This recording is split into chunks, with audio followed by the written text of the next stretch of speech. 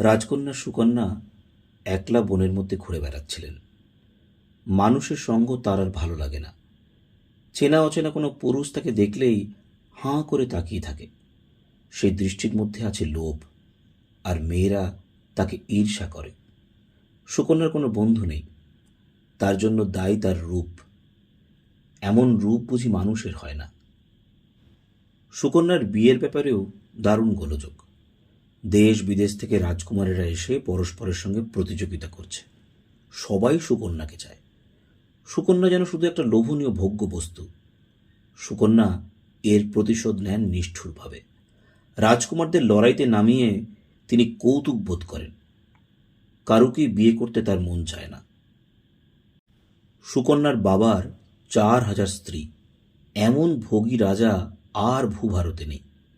ছেলেবেলা থেকেই বাড়িতে সর্বক্ষণ উৎসবের মাতামাতি দেখে দেখে ভোগবিলাসের প্রতি সুকন্যার ঘেন্না ধরে গেছে। রাজা সরসাতে তার সমস্ত স্ত্রী এবং প্রচুর লোকলস্কর নিয়ে বনে এসেছেন বিহার করতে। সুকন্যাকেও সঙ্গে আসতে হয়েছে, কিন্তু তিনি দূরে দূরে থাকছেন। বনের মধ্যে ঘুরতে ঘুরতে সুকন্যা এক জায়গায় একটা আশ্চর্য ব্যাপার দেখতে পেলেন। একটা বড় গাছতলায় একটা উই পোকার ঢিবি জমে আছে। তার মধ্যে দুটো হীরের টুকরো জ্বলজ্বল করছে। এখানে হিরে এলো কি করে? সুকন্যার মাথার চুলে যে সোনার কাঁটা ছিল সেটা দিয়ে তিনি খুঁচিয়ে খুঁচিয়ে হিরে দুটো তোলবার চেষ্টা করলেন, কিন্তু সে দুটো সহজে উঠতে চায় না। উপরন্তু সেই ঢিবির মধ্যে থেকে খুব ক্ষীণভাবে যেন একজন মানুষের গলার আওয়াজ ভেসে আসছে। সুকন্যা তা গ্রাহ্য করলেন না। তিনি আরও জোরে খোঁচাতে লাগলেন। তখন সেই হীরের মতো উজ্জ্বল চোখ দুটি থেকে রক্ত গড়াতে লাগলো। তা দেখে ভয় পালিয়ে গেলেন সুকন্যা। একটা জলাশয়ের ধারে গিয়ে চুপচাপ বসে রইলেন, কারোকে কিছু বললেন না। পরদিন একটা সাংঘাতিক অলৌকিক কাণ্ড হলো। রাজারানী, পাত্রমিত্র, সৈন্য সামন্ত সকলের মলমূত্র বন্ধ হয়ে গেল। প্রাত্যহিক এই স্বাভাবিক কৃত্যটি সম্পর্কে এমনিতে কেউ কিছু খেয়ালই করে না, কিন্তু বন্ধ হয়ে গেলেই টের পাওয়া যায় যে এটা শরীরের পক্ষে কতটা প্রয়োজনীয়। পরপর সবাই অসুস্থ হয়ে পড়তে লাগলেন। তখন প্রবীণ মন্ত্রীরা রাজাকে বললেন, দৈব ক্ষমতা সম্পন্ন কোনো ঋষি ছাড়া এরকম শাস্তি দেওয়া আর কারোর সাধ্য নয়। শোনা যায় মহর্ষি ভৃগুর পুত্র চবন এই বনে তপস্যা করেন। অনেককাল অবশ্য তাকে কেউ দেখেনি। কোনো কারণে তিনি রুষ্ট হননি তো? সকলকে ডেকে জিজ্ঞাসা করা হলো, কেউ কোনো ঋষিকে সেই বনে দেখেছে কিনা, বা তার প্রতি অসম্মানজনক ব্যবহার করেছেন কিনা? সকলেই বললেন না।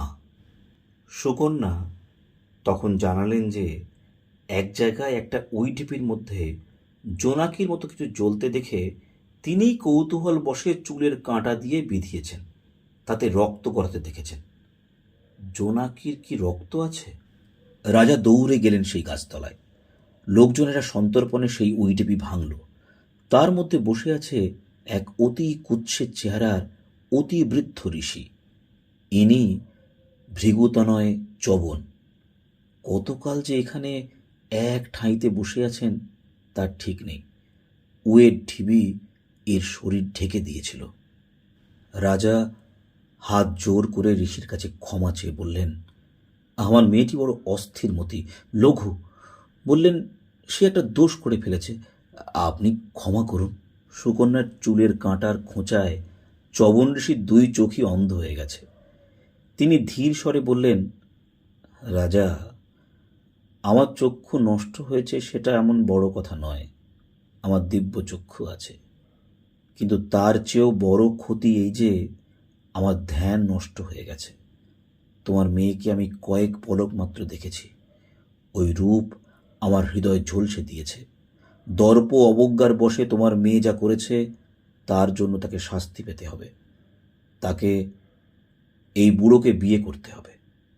দেখো, রাজি থাকে তো বলো, তাহলে তোমাদের শাপ মুক্ত করব। অরাজি হবার কোনো প্রশ্নই ওঠে না। রাজা নিজেই তখন পেটের ব্যথায় কাতর। রানীদের মধ্যে কান্নার রোল পড়ে গেছে। রাজা সেই দণ্ডেই লোল চর্ম বৃদ্ধ ঋষির হাতে রমণী শ্রেষ্ঠা সুকন্যাকে তুলে দিলেন।